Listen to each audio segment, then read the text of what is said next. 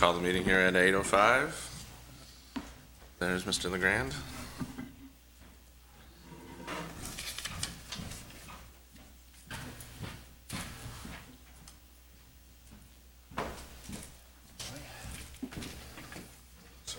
All right.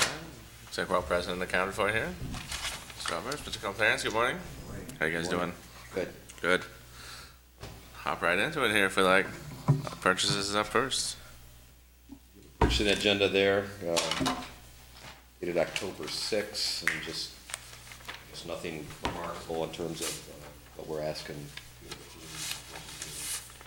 So certainly any questions we have to address there. The sinking fund project, is that any local stuff on that, Ken?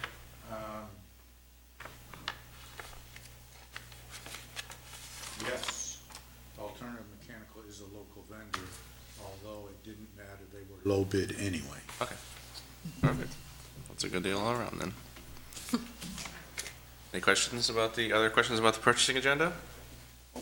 I wonder, the $30,000 for the athletic department for sports medicine services, is that the trainers that are assistants? Oh, okay, so, Yeah, my understanding is, I think last year was the first year we had engaged Spectrum Health okay, as trainers for our athletic teams. Done a great job. okay. As you know, we do a number of health-related things with Spectrum. Very good partner with the school that we use. So. Any further questions? Is there a motion to approve the purchasing agenda? So moved. All right, those in favor? Aye. All right, those opposed, same sign. Motion carries. On to financial statements.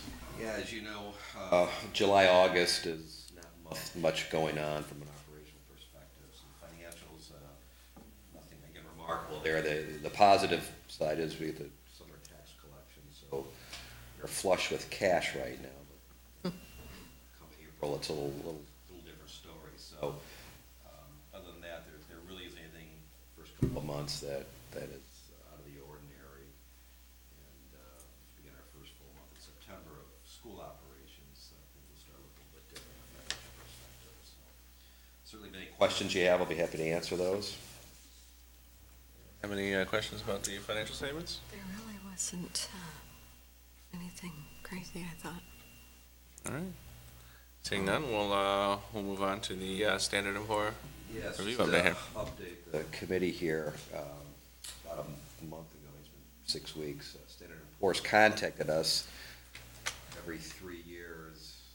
They do a normal financial review of the district. Presumably, we haven't had any bond issues during that interim period of time. And so they called us to go through their normal review process on our bond rating, or overall credit worthiness, if you will, for the district, which has been a AA minus. And things have changed significantly since they reviewed us 3 years ago. The change certainly is Teresa being superintendent at this point in time. Some of the challenges we've had financially, all those kinds of things. So we had several conversations with them, myself and Rhonda.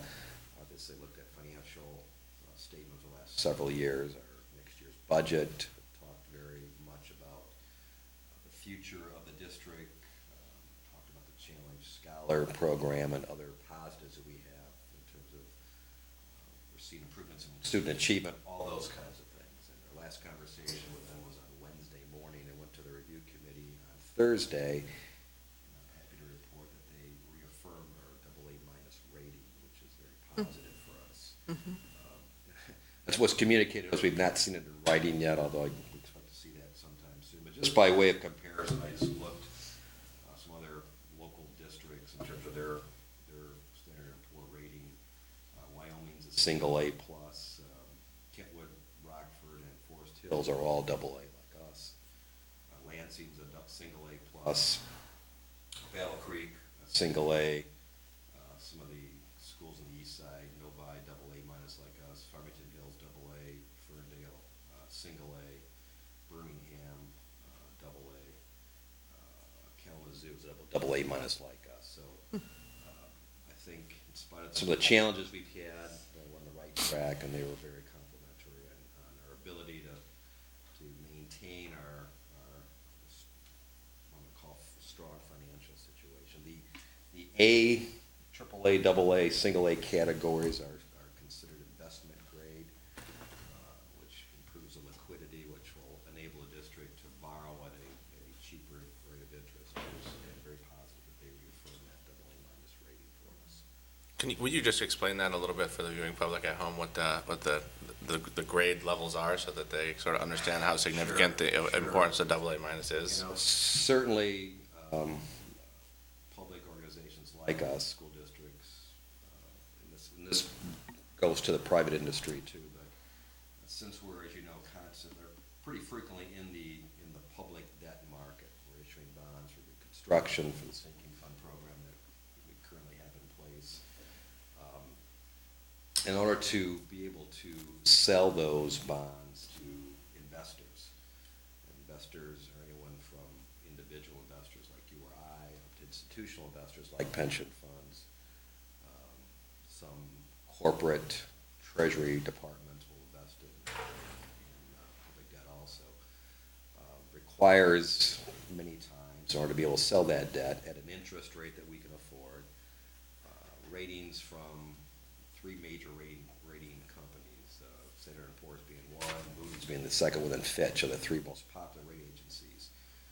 Those organizations look at the whole aspect of an organization they're rating, like Grand Rapids Public Schools. They look at certainly our past experience and history of issuing debt and our ability to pay that debt. They look at historical operations, financial statements, look at where we're at currently, and now put a lot of emphasis on where we're going in the future. The whole idea is to better assess our ability to pay our bills. Investors who want to invest in our bonds want to make sure that, because as you know, many of the bonds that we issue, most of the bonds we issue are long-term in nature, 20 to 30-year bonds. So they want to be assured that over the course of that time, they will get paid back not only the principal, but the interest that goes with those bonds. And so the rating agencies have categorized your credit worthiness, your ability to pay your debt into basically letter grades. Standard & Poor's is an example. A's are top rated, goes from triple A to single A. There's also minus and plus in theirs. That represents the highest level of credit worthiness. It's called investment grade. So those are much, much easier to sell.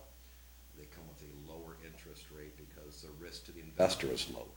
The next level down is medium grade. B categories from triple B to single B. And then below that, even getting the lower B categories, the C level, that's as low as they go. The C level are what they call speculative investments. Used to call them years ago junk bonds. And a lot of risk associated with that. They carry higher interest rates, higher return to the investor, costs the organization issuing those bonds a lot more money, which impacts their financials. So you want to keep your credit worthiness in the A category because that gives you the lowest cost of debt, easier to sell, a lot of liquidity in terms of changing. Investors like that. And the higher that A category, the better. Double A minus is a great rating for us and enable us. We've talked since I've been here time to time about potentially looking over the next year or two of some bond issues to maybe do some additional building and maintain that double A minus rating will allow us to sell bonds at a more affordable cost, if you will. So that's, in a nutshell, is the way this works from a rating agency perspective. So. Number of follow-up questions, if you don't mind. And some of these I'm going to assume that you can't answer off the top of your head, so if you could maybe brief us on it next time, that'd be great, because I think this is worth a longer conversation. First of all, how often do we get graded? Routinely every 3 years. Okay. Again, if we actually have a bond issue, in order to sell that bond issue, we'll have them, the rating agency actually grade that bond issue, but it takes into consideration the organization's credit worthiness, which is what happened now. Since we have didn't issue this, we weren't issuing bonds, now this is just our normal 3-year update in terms of our organization. Okay, so, do we go through this full process if we were to do a major bond issue, or we wouldn't go through as extensive a process as you just went It through? pretty much will be the same process. Again, the offering document has a lot of information in there. But again, depending on when we would issue bonds, again, it makes it a lot quicker if they've just gone through a organization creditworthiness as he did now, so. Okay.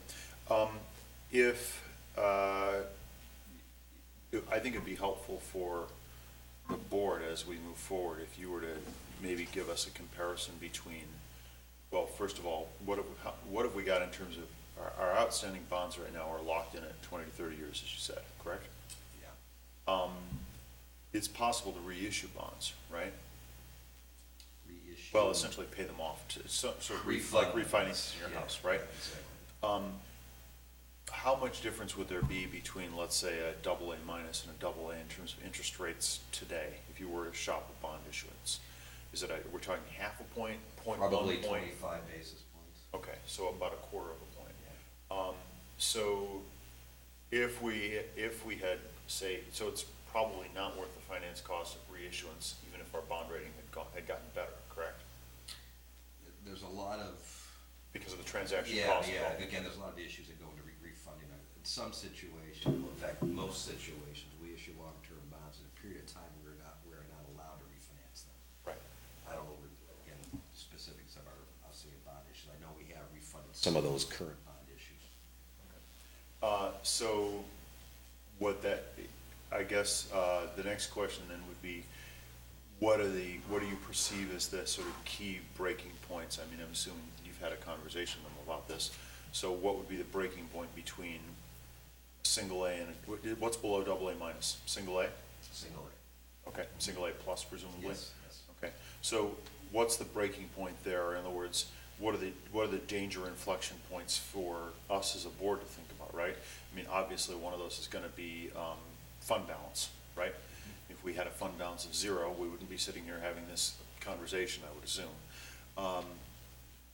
Organizations that got better ratings than us, what were the factors there? In other words, Well, the fundamental issues are, again, overall, is our ability to pay off our debt going forward. So what does that mean to us specifically?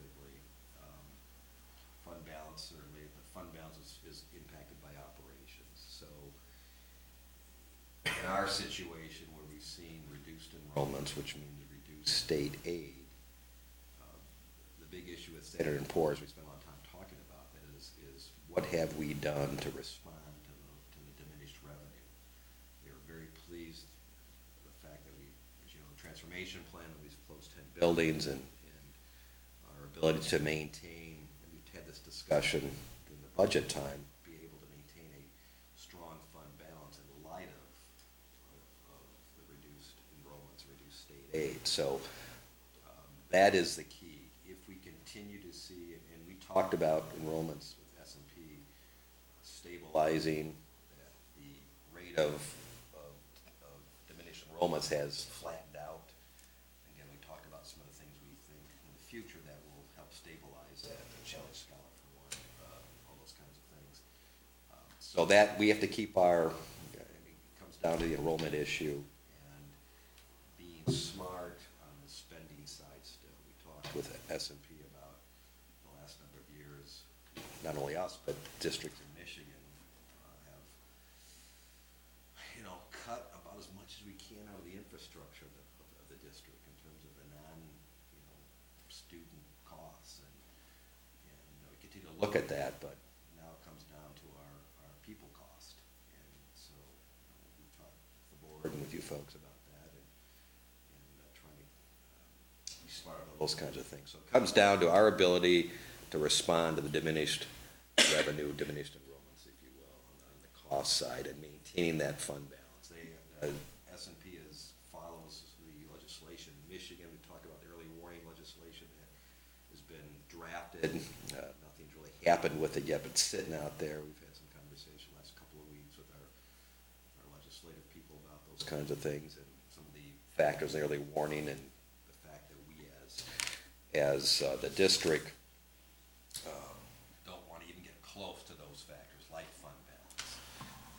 Frank, I tell you, we did talk to them about the willingness of you folks of the board to understand that and to make the tough decisions that you made to address the challenges we had. They like that too, and as you know, there are some districts that haven't done it soon enough. So it's really that financial stewardship that makes a difference. I assume that the macro tax climate also matters, so, the current legislators, massive defunding of education presumably hurt us, correct? And I assume that if we were in a state that was, more education friendly, that would affect our bond ratings positively? No question. Okay, I mean, at the end of the day, we're getting our revenue from the taxpayers, and that means we're getting it from, funding sources that are voted to us, correct? So, and there are national rating organizations, so they're looking at the revenue, climate at the state level also. Yep. Okay, thanks. Dennis? Any school AAA rated that you noticed in your research, or? Not what I looked at. I would. I mean, There may be, these are but quite good there may be, schools but that likely were, not. yeah. I will tell you, we've been, before as I mentioned before, I spent a lot of years in Mohican County, and over those years, Kent County was a client of mine for 20-plus years. They have a AAA, one of the few counties in the country that AAA rated. It's very important to them to keep that. So it's unlikely in this environment there are any school districts in the state that have AAA, although there may be. I don't know some of those more wealthier districts in the east side, like a Bloomfield Hills, but I think there are others. Birmingham is There are pretty others. There are just comparable. very It's few. got an IB program and it's Yeah. triple, I mean, only Birmingham's double. AA plus, so they're just a half a notch or Right. quarter notch above us. They don't have near the challenges we do. No, they get like 12,000 a student, yeah. So, yeah, so maybe if they're not AAA, there may not. be. Right. I don't know for sure. All right, any additional questions from Mr. Oberst? All right. Thank you, sir. Warm, safe, and drive. The information in your packet is essentially the same as last month. The project list, we have a few updates on it, but most of those are financial. We are going through the closeout, the punch list for each job, and so these will be closing out, and then we're starting our fall inspections, which are a fairly heavy inspection season for us. So the December, January warm, safe, dry update is really the more critical because it has the fall updates incorporated into it. Open it up to any questions. So the inspections are from the city No, or they're from our staff. from your staff? So we would go up on each roof, we would have the plumbing team go out and look at various things that relate to them, the electricians, all our tradesmen groups are out looking at specific pieces of each building and doing an inspection and reporting back. All the summer projects wrap up pretty well. Yeah, Alex, we're just doing punch lists, there's really nothing critical. And I assume you're doing your inspections now, because this is sort of the stress test. You're starting, your heating systems are starting to come on, but if you're gonna fix a boiler, now would be the time. The boilers should have been done in August, all of them, and now they're going back online. We have made a change internally. We're gonna do boilers in May and June and not wait till August. It is very stressful trying to get a boiler replacement or fixed in the August timeframe. So we're gonna try and avoid that. That's freeze. Good. And just clarification, I'm sure staff is sort of inspecting as the project is happening, or is that part of that role of the project manager that you were discussing previously? I mean, I'm assuming they don't sort of wait until the roof's done to go look, and I'm just saying that as a clarification for the public, that there is ongoing due diligence on our part. An example of roofs, one of our two roofers is involved as it's going on. They're up there with the contractor, if not daily, at least 3 times a week, just keeping abreast, making sure things are going properly. And then Alex Smart, our manager of design, construction, renovation, That's his responsibility to be up there, be on each site and make sure that we're getting what we bought, so that the contractors are performing per the plans and specifications, and we're getting the value that we paid for. Thanks. Any other questions about Warm, Safe, and Dry? All right, and our final item here on the agenda today is the introduction of our Green Fellow. I'm going to invite Kristen up to the front. Welcome. Hello. Very excited to have you here. Thank you. This is Kristen Trevelyan. Kristen came on board first week of September as our Green Fellow, Green Schools Fellow. We're still working through what is an appropriate title to call him. And I'll just let Kristen give you a little of her background and briefly. Sure, yeah. So I'm actually a Michigan native. I'm from the Metro Detroit area, though I've spent the past 7 years in Indianapolis, working for the city of Indianapolis and at times the state of Indiana, directing their energy programs and then working for their Office of Sustainability on all their building retrofits and energy projects down there. I have an undergraduate degree from Alma College in political and environmental science, and then a master's degree in political science and energy policy and technology. And so I've worked specifically on a lot of energy projects and but overall a lot on urban sustainability as well. So. Any questions for me? Sure. What's the first project you're looking at? Well, so the past few weeks, I've been just meeting with folks, teachers who have had, really successful projects, or teachers who have had projects they've wanted to get off the ground but just haven't been able to get traction on that yet.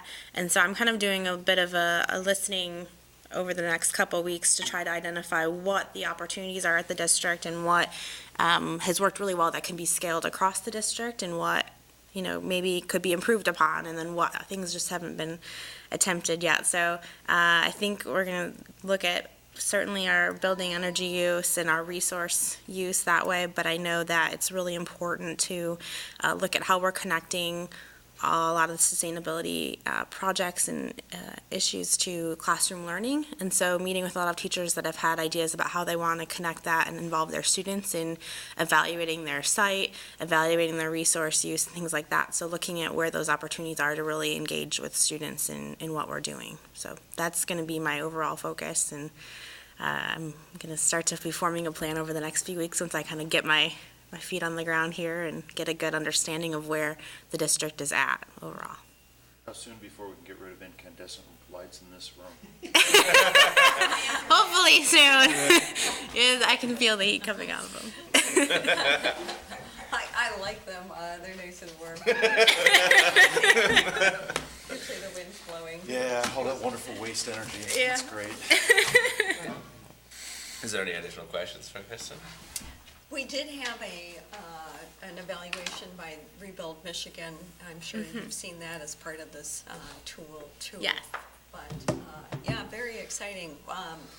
3 of us on this committee were on the sustainability, ad hoc sustainability committee, and worked with Renee Hesselink and the superintendent and the administration to really sort of figure out how to best get the district moving forward with a lot of the sustainability issues, and it really seemed like made a lot of sense to bring on somebody, and your credentials sound excellent, so it's very exciting for. We're all very excited to have you here Thank you. and going here. I'm excited. Any additional questions? All right, seeing none, this meeting's adjourned.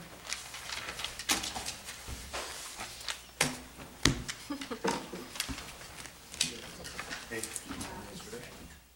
On the Saturday. Yeah, what, just